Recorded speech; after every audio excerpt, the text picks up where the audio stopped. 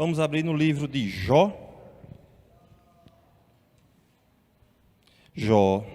Domingo eu falei que a ideia original era pregar o capítulo 1 e o capítulo 2 mais lento. Aí quando chegasse do 3 até o 38, ia bem mais rápido. Da minha primeira ideia era pregar do capítulo 3 ao 17 de uma vez só. Ia ser uma pregação só, do 3 ao 17. Só que aí, lendo o livro mais uma vez, com calma, eu fui vendo que o livro de Jó não é como um filme de ação, que é rápido. O filme de Jó é um romance lento. Então você tem que ir devagar. Não é um filme como os filmes da Marvel, que é tudo, vai explodindo tudo. Não. É um filme como O Poderoso Chefão, que é devagarzinho, lento, tal. Então, a gente vai lento no livro de Jó. Então, os irmãos vão ter que ter paciência, porque a gente vai demorar no livro de Jó. A gente vai andar bastante no livro de Jó. Hoje, nós iremos fazer 2 capítulos do livro de Jó. Não iremos ler todo o capítulo, iremos ler algumas porções, mas leremos o capítulo 4 e 5. Lembra o que já aconteceu até aqui? Os capítulos 1 e capítulo 2, Jó vai enfrentar Jó, que é um homem íntegro, reto, temente a Deus e que se desvia do mal. Isso é dito no capítulo 1, no capítulo 2, 3 vezes. Jó passa, o argumento de Satanás é derrubado, Satanás está errado, ele já é derrotado nos 2 primeiros capítulos. Tira tudo de Jó, Jó não blasfema contra Deus. Tira a saúde de Jó, Jó não blasfema contra Deus, e a Bíblia deixa claro, em tudo isso, Jó não pecou contra o Senhor. Ainda que sua esposa estivesse lá, dizendo, olha, amaldiçoa a Deus e morre, ele diz, olha, não, receberemos de Deus o bem, não receberemos o mal. Ele tem uma compreensão correta da vida, sabe que Deus é soberano sobre todas as coisas. E a grande ideia do livro de Jó, que o livro de Jó está falando, que Deus é soberano sobre todas as coisas, e vai cumprir os seus propósitos, mesmo através dos nossos sofrimentos. Mesmo que eu e você passamos por lutas grandes e terríveis, como Jó passa, esse é o resumo do livro. O livro vai contar a história de Jó, que é um homem que vai passar por lutas terríveis, mas vai manter a sua fé inabalável. Só que, quando termina o capítulo 1 e o capítulo 2 com Jó, sua fé inabalável, homem reto, íntegro, temente a Deus, que se desvia do mal, o argumento de Satanás é derrubado, a fé de Jó se mantém inabalável e assim vai ficar até o fim do livro. Só que nós achamos que manter uma fé inabalável é você botar a capa do super-homem, é você botar uma roupa de super-herói. E ter uma fé inabalável não quer dizer que você não vai ter emoções abaladas. Ter uma fé inabalável não quer dizer que você vai ter sentimentos abalados. E aí chega o capítulo 3. O capítulo 3 de Jó é um capítulo que você fica perguntando, o Jó do capítulo 3 é o mesmo Jó do capítulo 1 e do capítulo 2? Porque no capítulo 3, Jó abre o coração dele. É a noite mais escura da alma de Jó. Ele chega a dizer, olha, que o dia que eu nasci seja esquecido, seja apagado o dia que eu nasci. Ele continua dizendo, olha, já que eu nasci, por que eu não morri criança? E depois ele diz, já que eu não morri criança, por que eu continuo vivo até hoje? Não vale a pena, porque o que eu busco pão e só encontro lágrimas. O que eu temo me acontece. Eu procuro descanso, mas só tenho aflição. Veja, domingo passado nós vimos que Jó estava errado. Ele está certo em abrir o coração, ele está sendo honesto com Deus, e essa foi a grande ideia da mensagem, que eu e você enfrentamos lutas terríveis, muitas delas a gente acha que não vai conseguir passar por elas, parece ser lutas que nós não vamos conseguir vencer, mas nessas horas nós temos que ser honestos com Deus, e foi isso que Jó fez. Jó ele foi honesto com Deus, ele foi honesto. No momento mais difícil da vida dele, ele foi honesto. Veja, ele estava errado, ele estava julgando a vida dele apenas por aquele momento. Ele achava que aquilo era um ponto final na vida dele, mas não era um ponto final, era uma vírgula. Deus iria fazer grandes coisas ainda através da vida de Jó, e abençoá-lo grandemente ainda. Mas assim termina o capítulo 3, Jó falando. Lembra que os amigos dele já chegaram, Elifaz, Bildade e Zofar. No final do capítulo 2, os 3 amigos chegam, ficam lá 7 dias e 7 noites sentados, vendo Jó sofrer. E nós vimos que os amigos até tinham uma boa intenção. O final do capítulo 2 diz que os amigos foram para consolar e animar Jó. Então, eles tiveram boas intenções. Eles tinham um amigo que estava doente, um amigo que estava na miséria, e eles se deslocaram e foram visitar esse amigo com a intenção de consolar e com a intenção de animar. E aí Jó derrama a sua alma no capítulo 3. E aí no capítulo 4 e no capítulo 5, o primeiro amigo vai falar. Elifaz vai falar. E aí a gente vai ver se Elifaz, Bildade e Zofar vão de fato consolar e animar Jó. Talvez você vai ler aqui sobre Elifaz, Bildade e Zofar e vai dizer, mas que amigos ruins. Ou talvez você possa dizer, olha, eu sou muito parecido com Elifaz. Quando eu estou falando com as pessoas, eu sou muito parecido com Elifaz. Eu sou muito parecido com Bildade. Eu sou muito parecido com Zofar. Talvez a gente seja muito mais elifazento do que a gente imagina que sejamos. Talvez a gente tenha muito mais de Elifaz, Bildade e Zofar no nosso coração do que a gente tenha de Jó.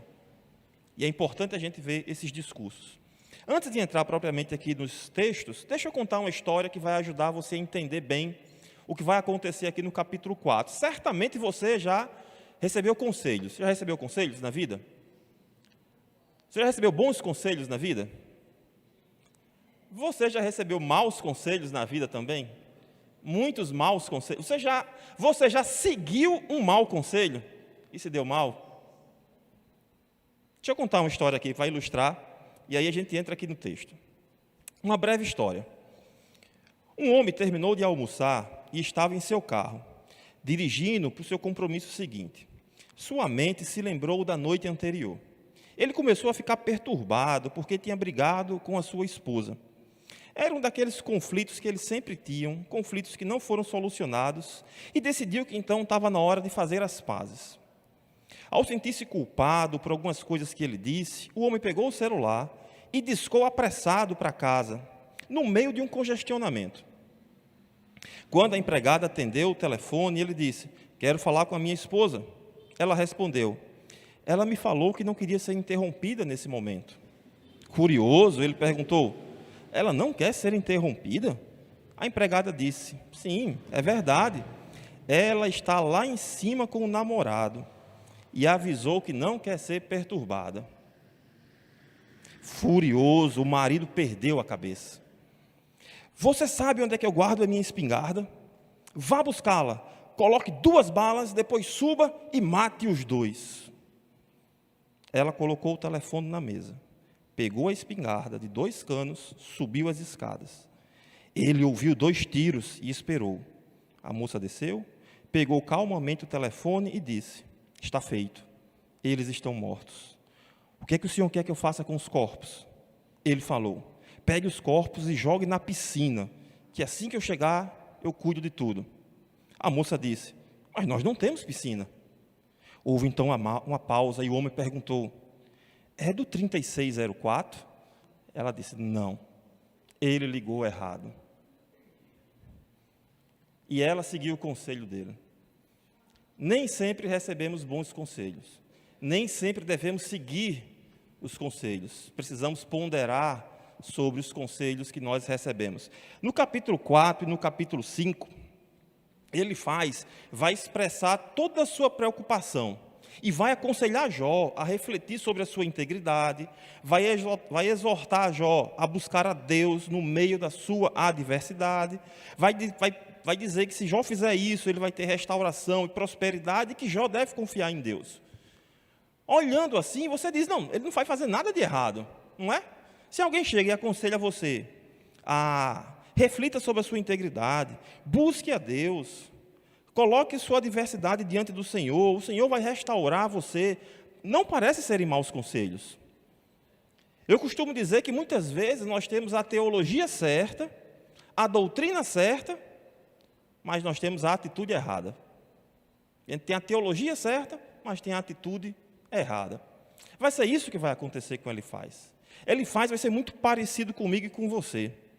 Nós muitas vezes falamos coisas certas, muitas vezes falamos coisas erradas, muitas vezes falamos coisas certas nas horas erradas. É ou não é?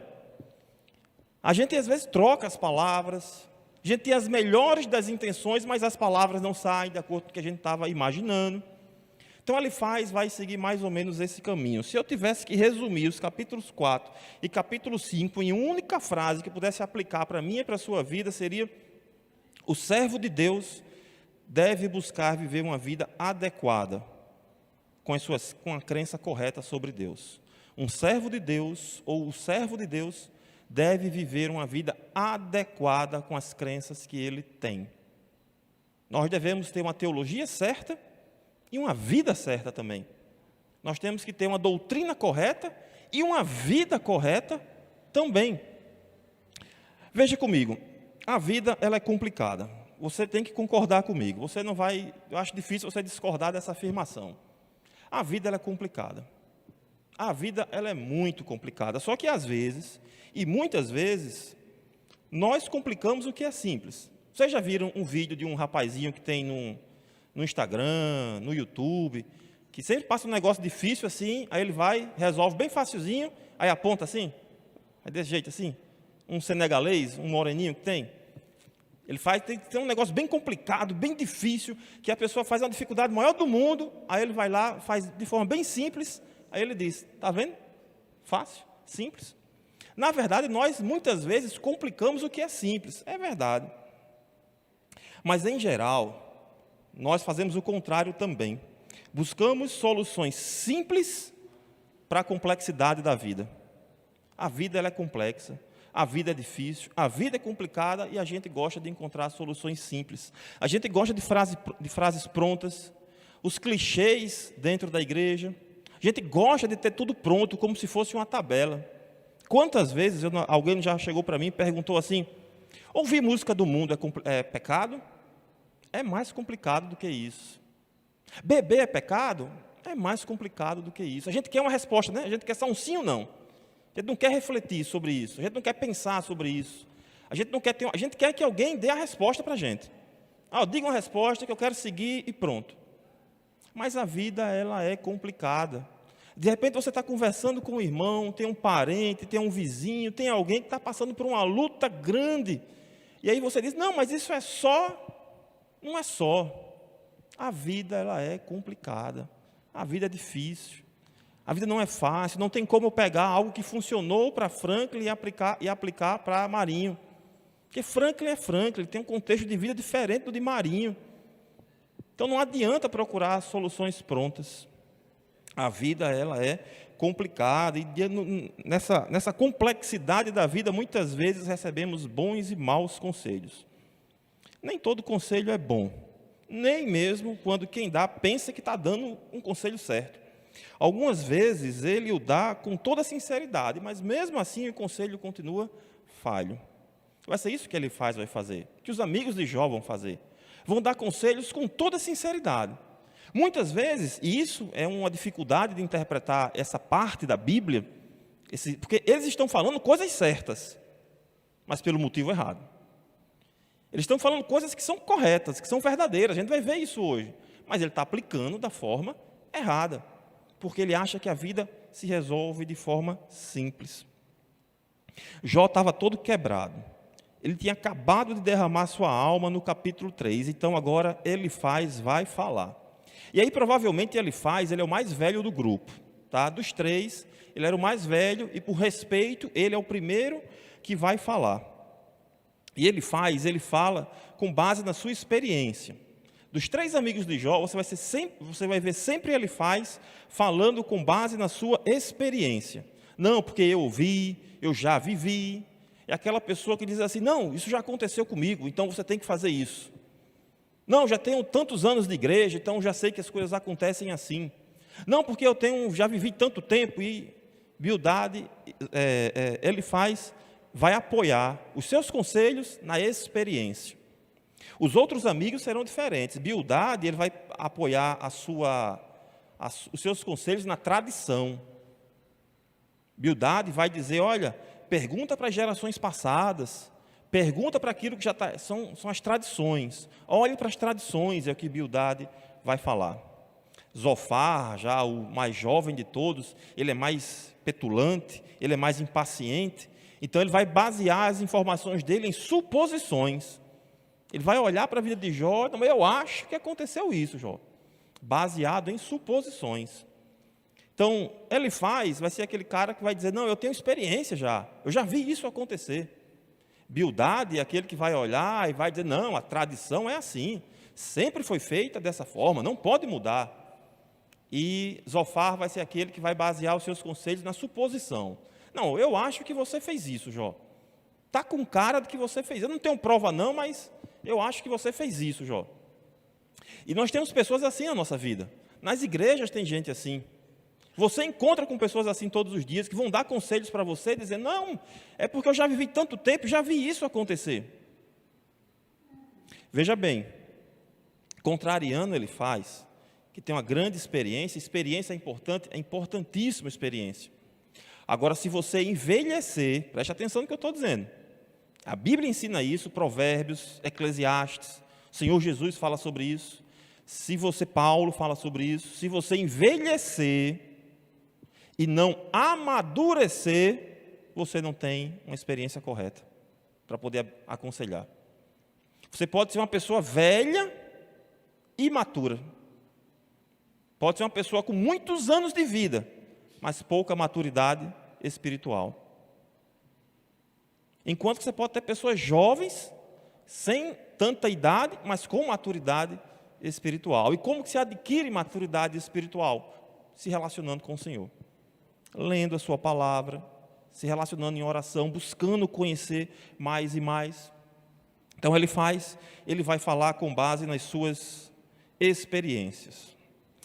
Vamos comigo aqui, vou dividir esse capítulo 4 e 5 em 4 partes, vou ler apenas alguns versículos para tirar alguns ensinamentos para mim e para você. Ele vai mostrar aqui, esses 2 capítulos vão apresentar para a gente 4 grandes perigos. 4 perigos que nós devemos evitar. Primeiro, você tem que entender que ele não foi sábio. Ele não foi sábio porque, segundo Provérbios, um sábio, primeiro ele escuta para depois falar. Ele não fez perguntas. Ele já partiu de um diagnóstico. Ele viu Jó derramando a sua alma, viu o que aconteceu com Jó e já tirou todas as conclusões que ele poderia tirar. E aí ele fala. Então, segundo o livro de Eclesiastes e Provérbios, isso não é sábio. Primeiro escute, primeiro pergunte, primeiro investigue, para depois poder falar. E o primeiro perigo que eu e você devemos evitar, está aí nos versos, vou ler o verso 3 até o verso 5, que é o perigo de não aplicarmos a nós mesmos aquilo que ensinamos. Não aplicar a nós mesmos aquilo que nós ensinamos. Veja dos versos 3 até o verso 5 do capítulo 4, diz assim, veja bem, está dizendo, você ensinou a muitos e fortaleceu mãos cansadas. As suas palavras sustentaram os que tropeçavam e você fortaleceu os joelhos vacilantes. Mas agora, quando chegou a sua vez, você perde a paciência. Ao ser atingido, você fica apavorado. Ele está dizendo, Jó, você fortaleceu tanta gente, agora a sua teologia não lhe fortalece? A sua teologia, o seu ensinamento vai falhar, Jó, agora? Tem um livro chamado Gileade, o nome desse livro. É um romance que fala de um reverendo chamado John Ames. É um reverendo que ele tem um filho já velho, ele já chegando ali dos seus... Um livro ali por volta de 1800 e pouco, o livro foi escrito. Então, uma pessoa com 50 anos, ali por volta do século XIX, início do século XIX, 50 anos já estava no final de carreira já. Então, o reverendo John Ames, quando está ali com seus 50 e pouco, quase 60 anos, ele tem um filho. Aí ele sabe que ele não vai conseguir acompanhar o crescimento daquele filho. Ele começa a escrever cartas para esse filho. Quem sabe, quando o menino for grande, lê aquelas cartas. Aí, uma das cartas desse livro, o reverendo, ele escreve assim, meu filho, tome cuidado, ele cita o nome de uma pessoa lá, eu esqueci agora o nome de outra pessoa, mas era um homem que era um homem bem mau, bem perverso. Aí ele diz, olha meu filho, tome cuidado com esse fulano, ele é muito perigoso. Se esse homem me empurrasse de escada abaixo, meu filho, antes de eu chegar no final da escada, a minha teologia já tinha dado um jeito de perdoá-lo. Eu já tinha bolado mentalmente uma teologia para poder perdoá-lo. Eu ia lembrar dos textos, que tem que se perdoar 70 vezes 7, que mesmo se alguém bater em você, você tem que oferecer a outra face. A minha teologia iria me ajudar. Antes de eu terminar de cair a escada, a minha teologia já me ajudaria a perdoá-lo. Mas, meu filho, se esse homem fizesse qualquer mal contra você, eu temo que a minha teologia não funcionaria. A minha teologia não funcionaria. Veja, ninguém aqui na igreja, ninguém que está me acompanhando online, ninguém na face da terra, na verdade, ninguém é 100% consistente com 100% do que acredita. Ninguém. Ninguém consegue viver 100% do que a Bíblia está ensinando. Não existe super-homem, não existe super-heróis. E talvez por isso, você que está acompanhando online, você que está vendo essa mensagem depois, talvez por isso você resista tanto a vir para a igreja, porque você olha para a igreja e diz, não, mas eu conheço aquele povo, eu conheço aquela irmã, eu conheço aquele irmão, eu sei que ele já mentiu sobre isso, eu sei que ele roubou o fulano, eu sei que ele falta no trabalho, eu sei que ele chega atrasado, eu sei que ele fica enganando, eu sei que ele faz isso. Olha, ninguém consegue ser 100% consistente com 100% da teologia. É impossível, nós não conseguimos. Nós não somos heróis. Nós temos um herói que fez isso por nós. Nós não precisamos nos vestir de algum herói, nós precisamos nos vestir de Cristo.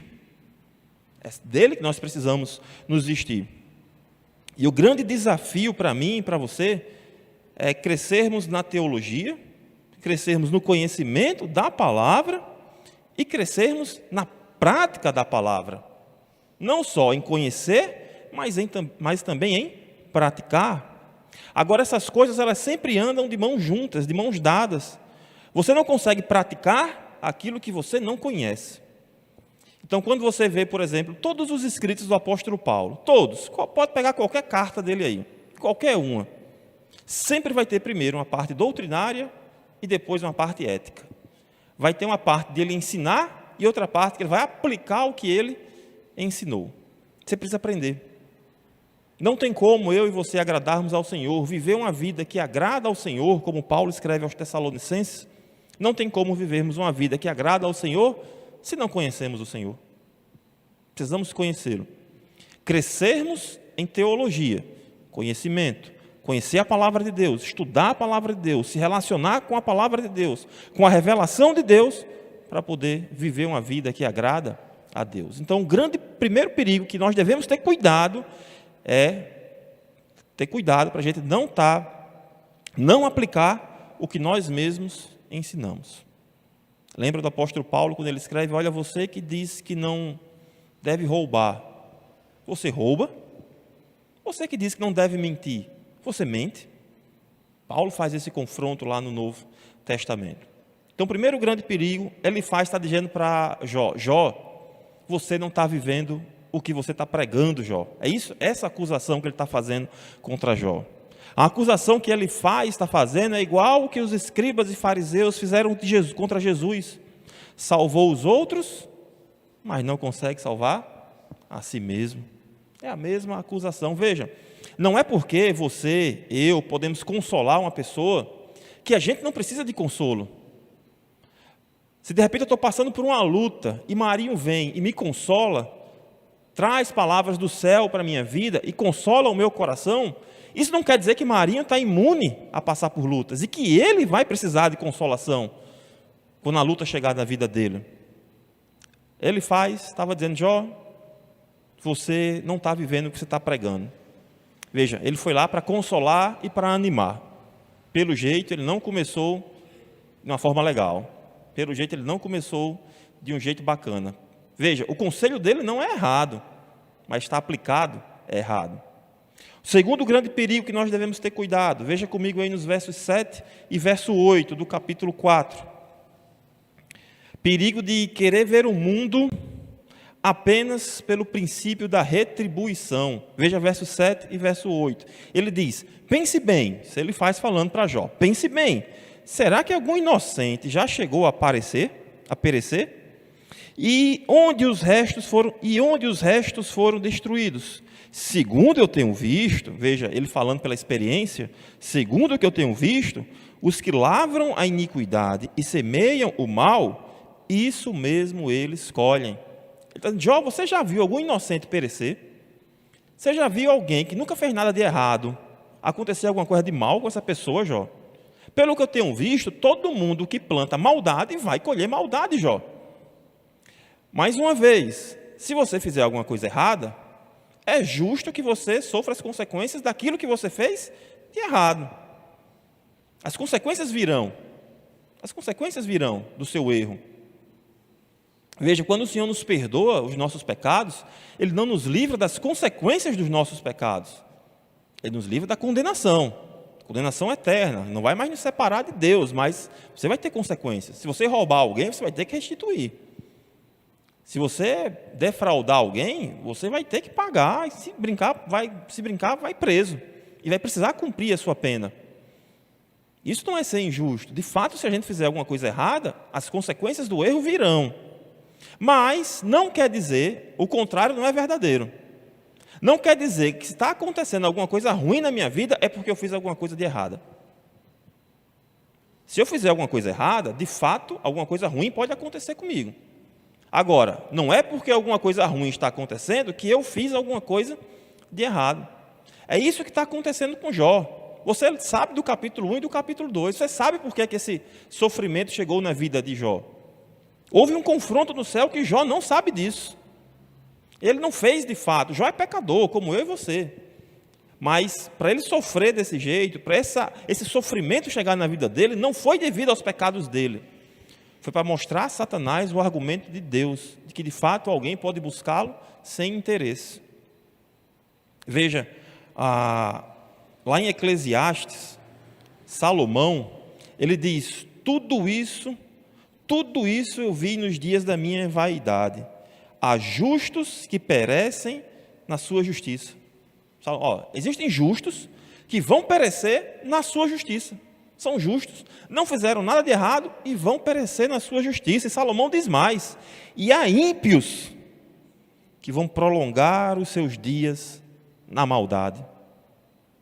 Tem ou não tem? Você conhece pessoas ímpias, perversas e más, que estão bem de vida? Tem assim, né? Tem assim. A vida ela é complicada. A vida ela é difícil. Não adianta você querer ver tudo com o princípio da retribuição. Não, se está acontecendo alguma coisa de mal com fulano, é porque ele fez alguma coisa de errado. Não necessariamente. A gente não sabe.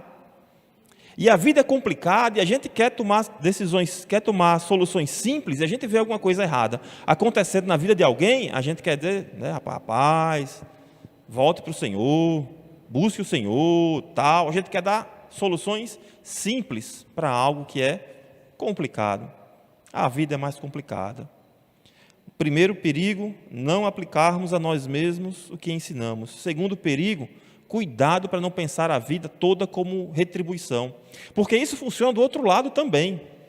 Isso funciona não só de algo ruim acontecer, algo ruim aconteceu com Marinho, então eu acho que Marinho pecou. Retribuição. Ou eu posso fazer o contrário. Eu posso ter assim, não, eu estou passando por uma luta grande. Sabe o que eu vou fazer? Vou buscar a Deus. Vou para a igreja agora. Todo culto que tiver, eu vou para a igreja.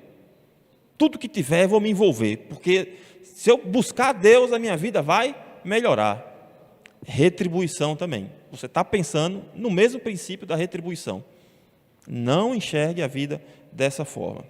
Outro grande perigo está aqui no capítulo 4, veja dos versos 12 até os versos 15. Veja o que ele vai falar, preste bem atenção no que é que ele está falando, do verso 12 ao 15. Ele diz assim, uma palavra me foi trazida em segredo, e os meus ouvidos perceberam o sussurro dela. Entre pensamentos e visões noturnas, quando o sono profundo cai sobre as pessoas, sobrevieram-me o espanto e o tremor, e todos os meus ossos estremeceram. Aí veja o que ele vai dizer. Então um espírito passou por mim. Se arrepiaram todos os cabelos do meu corpo. Deixa eu continuar lendo aqui para o 16. Ele parou, mas não reconhecia sua aparência. Um vulto estava diante dos meus olhos. Houve silêncio e ouvi uma voz. Pode um mortal ser justo diante de Deus? Pode alguém ser puro diante do seu Criador? Outro perigo: querer usar as experiências espirituais para justificar as suas ideias. Querer usar experiências espirituais. O que ele faz, está dizendo aqui, olha, eu estava de noite, estava dormindo, e lá no calar da noite, quando está todo mundo dormindo, no momento mais escuro da noite, um espírito veio falar comigo. E esse espírito me disse: existe alguém justo diante de Deus? Então ele está usando as experiências espirituais que ele teve para julgar a vida de outra pessoa. Você já deve ter ouvido muito isso, alguém dizer assim: não, porque Deus me falou que você tem que fazer isso. Não, Deus me falou. Experiências espirituais para justificar as suas ideias. E muitas das experiências espirituais não tem nada de espiritual nisso. Às vezes é o camarada terminou o culto, comeu 4, 5 coxinhas, com Coca-Cola, com não sei o quê, vai dormir, à noite, passa mal à noite, tem pesadelo, aquela coisa toda. Aí, uma luta espiritual, não era luta espiritual não, amado. Era dor de barriga. Era dor de barriga. Não era luta espiritual não. Cuidado para não usar experiências espirituais. Deus falou isso, Deus falou aquilo. E muitas vezes, preste atenção. O que está por trás disso, Deus me falou, Deus me disse, Deus disse que eu fizesse isso, Deus disse que eu fizesse aquilo, Deus disse, e muitas vezes Deus fala para um, para agir na vida do outro, né? Não, Deus me disse que você tem que fazer isso, Deus me disse que você, preste atenção, muitas vezes o que está por trás disso é um sentimento bem humano, uma característica bem humana e pecadora, que se chama orgulho e vaidade. Na verdade, o que a pessoa quer é mostrar que ela é especial, que ela é uma pessoa com quem Deus fala, que ela é uma pessoa que tem um contato diferente com Deus, que ela é uma pessoa iluminada mais do que as outras. Cuidado com isso.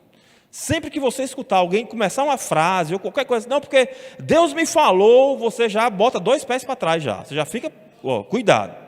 Cuidado com o que vai vir, o que vier depois, tome cuidado. Porque Deus, Ele fala. Eu não vou negar a experiência de ninguém. Deus fala.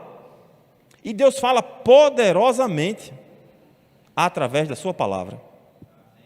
Através da sua palavra. No princípio era o verbo estava com Deus e o verbo era Deus. Quem é o verbo? Deus. Revelado em Cristo, que é a sua palavra. Quando Paulo escreve a Timóteo, ele diz: Timóteo, pregue a palavra, Timóteo.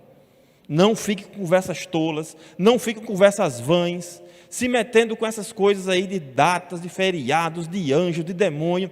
Não se meta com isso, Timóteo. Pregue a palavra, Timóteo. Essa palavra que é útil para o ensino, para a repreensão, para a educação, para a capacitação de todo homem. Essa palavra. O autor de Hebreus diz que é mais cortante do que uma espada de 2 gumes, apta para discernir pensamentos e propósitos. Essa palavra. É porque um fulano é um profeta. O profeta, ele anuncia a palavra de Deus. Ele tem a sua mente escrava da palavra de Deus. Ele procura encontrar, ele procura entender o que o texto diz. Ele não inventa e depois procura um texto. Ele procura no texto. Deus fala poderosamente através da sua palavra. Através da sua palavra. Então, cuidado para não querer usar experiências espirituais para justificar as suas próprias ideias. Por fim, outro perigo, eu quero ler com você aqui no capítulo 5, os versos 6 até o verso 9, diz assim: É o perigo de você acreditar apenas na visão limitada humana. Veja o que ele diz do verso 6 até o verso 9. Porque a aflição não vem do pó, e o sofrimento não brota do chão. Mas o ser humano nasce para o sofrimento, como a faísca das brasas voam para cima. Quanto a mim, veja que ele vai dizer, olha, quanto a mim, eu buscaria a Deus, e a Ele entregaria a minha causa. Deus faz coisas grandes e insondáveis, maravilhas que não se podem enumerar. Veja, quando ele faz, diz, eu buscaria a Deus e entregaria a minha causa a Ele. Ele está dando, isso está errado? Não está errado, está certo. Eu buscaria a Deus e entregaria a minha causa a Ele. Ele está certo. Ele está certo quando ele diz, Deus faz coisas grandes e insondáveis. É verdade. Maravilhas que não se podem enumerar. Isso é verdade. Ele vai falar aqui, ó, veja, versículo 17 do capítulo 5. Versículo 17. Ele vai dizer, olha, bem-aventurado é aquele a quem Deus disciplina. Portanto, não desprezem a disciplina do Todo-Poderoso. Hebreus vai citar isso. Provérbios vai falar sobre isso também. Bem-aventurado é o homem a quem Deus disciplina, porque se Deus lhe disciplina, é porque você é filho. E Deus só disciplina os filhos, Ele não disciplina bastardos, Ele disciplina filhos. Então veja, o que ele faz, está falando, é correto, está certo, só que ele está aplicando da forma errada. Ele está confiando na sabedoria humana para dizer, olha, o sofrimento não vem do nada, alguma coisa você fez. Eu não sei o que foi, mas alguma coisa você fez, Jó. E se sinta bem-aventurado, está sendo disciplinado pelo Senhor. Só que Jó não estava sendo disciplinado pelo Senhor. Ele não estava. Ele não fez nada de errado para ser disciplinado. Ele não fez. O conselho é bom. Está aplicado da forma errada. Ele está confiando na própria sabedoria humana dele. Isso acontece muitas vezes quando eu e você usamos a palavra de Deus de forma errada. Quando a gente pega textos isolados da Bíblia, geralmente é prometendo alguma coisa, né? Pega um texto lá isolado, tal, aí não, Deus está me prometendo isso, ó, aqui, está dizendo aqui, ó. Aí usa o texto da forma errada, aí está fazendo exatamente igual ele faz, pegando um texto correto e usando da forma errada, sem entender o seu contexto, sem entender o que é que de fato ele está querendo ensinar sobre aquilo. Ele falou coisas que são verdades, mas são aplicadas da forma errada. Então, 4 cuidados que nós devemos ter. Ele faz com toda boa vontade, foi lá para consolar e para animar, mas não começou legal. Não começou bem, e essa discussão vai durar boa parte do livro.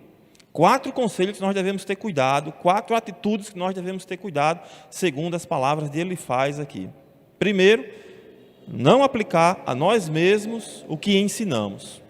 O desafio é crescer na teologia, conhecer no conhecimento de Deus para poder se relacionar melhor com Deus. Outro perigo é olhar a vida apenas como um princípio da retribuição. Vou buscar a Deus para Deus me dar algo.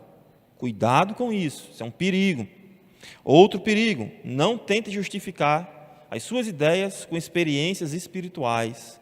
Se você quer conhecer o Senhor, quer ouvir a voz do Senhor, busque na palavra do Senhor, que ela é inerrante, eficiente, não contém erros nela. Quarto perigo, cuidado para você não se confiar na visão limitada, humana. Busque a sabedoria do alto, não a da terra, que é carnal, terrena, mas busque a sabedoria do alto. Eu sempre digo que toda a Bíblia está contando uma história. A história de como Deus está redimindo um povo para a sua exclusiva glória. Como Deus está salvando esse povo. E o personagem principal dessa história é Cristo. Ele é o personagem principal dessa história. Todo de Gênesis, Apocalipse, essa história está sendo contada. O que é que Deus está fazendo para que um povo seja salvo? Para que o seu povo seja salvo.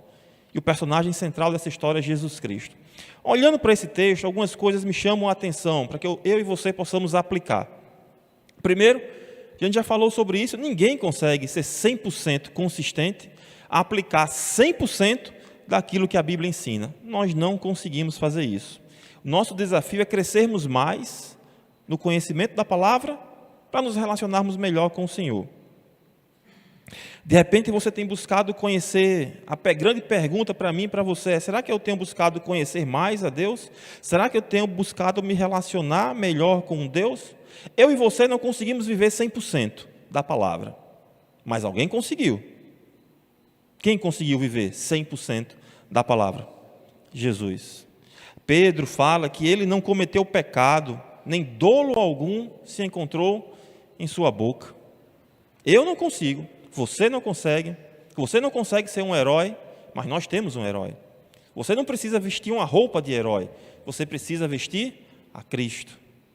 Se você não entregou o seu coração a Cristo, de repente essas coisas fazem sentido para você, você precisa entregar o seu coração a Cristo. Você que está me acompanhando online, de repente você que é crente, mas está numa luta grande e não sabe essas coisas, você cai nesses perigos constantemente, fica procurando revelação aqui e acolá, fica pensando que, tentando fazer alguma barganha com Deus. Você não precisa fazer barganha, você precisa se revestir de Cristo, é dele que você precisa se revestir. Outro, ele diz para Jó, o Espírito que apareceu usando a sua experiência espiritual, diz: olha, ninguém pode ser justo diante de Deus. De fato, ninguém consegue ser justo diante de Deus. Diz: olha, procura, teve algum inocente que já sofreu de forma injusta? Ele pergunta, uma pergunta retórica, porque o que ele está querendo dizer é não. Ele está querendo acusar Jó e ao mesmo tempo se defender, dizer que ele era justo, porque não estava acontecendo nada de mal com ele. Ele diz: olha, teve algum justo? Ele pergunta: teve algum justo que já sofreu de forma injusta? Teve um justo que sofreu de forma injusta. Na verdade, teve o mais justo de todos, aquele que de fato era justo, e sofreu de forma injusta, por mim e por você. Pedro diz lá em 1 Pedro: porque se for da vontade de Deus, é melhor que vocês sofram por praticarem o bem do que praticar o mal. Pois também Cristo padeceu uma única vez pelos pecados. Aí veja o que é que Pedro diz: o justo pelos injustos. Disse: como pode? A grande resposta para ele faz: pode. De fato, um justo vai sofrer pelos injustos. Um justo vai pagar os pecados dos injustos. Esse texto não sabe, mas ele aponta para Cristo também. Eu e você não precisamos mais viver uma vida com fardo pesado nas costas, com fardo da lei. Eu e você precisamos carregar sobre os nossos ombros o fardo de Cristo. É Ele mesmo que diz: tomai sobre vós o meu jugo e aprendam de mim, aprendam de Cristo, busque em Cristo. Veja, Cristo foi obediente e revelou apenas aquilo que o Pai lhe deu. Ele estava confiando nas experiências espirituais dele. Estava confiando no raciocínio intelectual dele, na visão humana.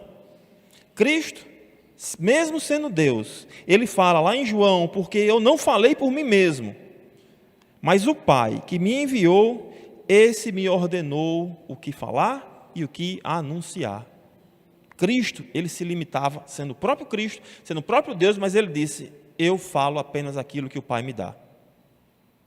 Aquilo que o Pai me deu e aquilo que o Pai lhe deu está revelado nas Escrituras. Está revelado aqui. É aqui que está a revelação perfeita de Deus. Eu e você precisamos ter cuidado de não estar colocando apoiando as nossas ideias através de justificativas de experiências espirituais, pensando na vida como se fosse uma retribuição. Temos que ter cuidado para não aplicarmos em nós mesmos aquilo que ensinamos. Precisamos ter cuidado para não ter uma visão limitada das coisas apenas do ponto de vista humano. E precisamos olhar para Cristo, porque olhando para Cristo, de fato, nós podemos ter um relacionamento correto com Deus. Ele teve as melhores das intenções. Ele fala coisas certas, corretas, mas aplica da forma errada. E Jó vai responder. Nossa próxima mensagem, nós iremos do capítulo 6 e o capítulo 7. Nós iremos ver a resposta de Jó.